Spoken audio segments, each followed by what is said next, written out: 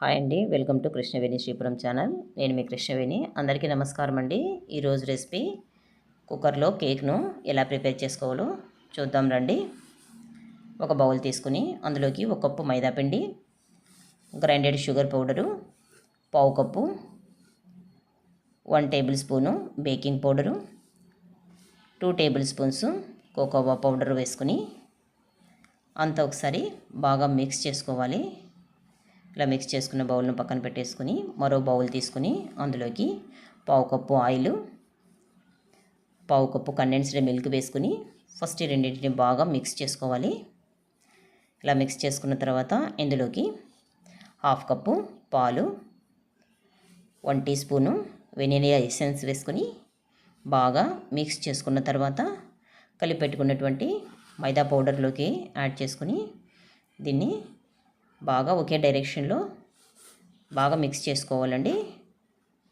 ఇలా అంతా మిక్స్ చేసుకున్న తర్వాత ఈ బౌల్ని పక్కన పెట్టేసుకుని కేక్ బౌల్ని తీసుకుని దీన్ని ఇలా ఉల్టాగా పెట్టేసుకుని బటర్ పేపర్ని రౌండ్గా ఇలా కట్ చేసేసుకుంటే ఇప్పుడు దీనికి ఆయిల్ని అప్లై చేసుకున్న తర్వాత బటర్ పేపర్ పెట్టి బటర్ పేపర్ పైన కూడా ఆయిల్ని అప్లై చేసుకుని ఇందులోకి కలిపెట్టుకునేటువంటి కేక్ బ్యాటర్ని వేసేసుకుని ఇలా ఒకసారి ట్యాప్ చేసుకుని ప్రీహీట్ చేసి పెట్టుకున్నటువంటి కుక్కర్లోకి ఇలా మిడిల్లో పెట్టేసి దీనికి కరెక్ట్గా సరిపోయేటువంటి లిడ్ని వేసి ఈ లో టు మీడియం ఫ్లేమ్లో కరెక్ట్గా 45 మినిట్స్ ఉంచితే సరిపోతుందండి. ఒకసారి ఇలా టూత్ పికర్తో కానీ లేదంటే చాక్తో కానీ ఒకసారి చెక్ చేసుకోండి. చూడండి, ఏమీ స్టిక్ అవ్వలేదు.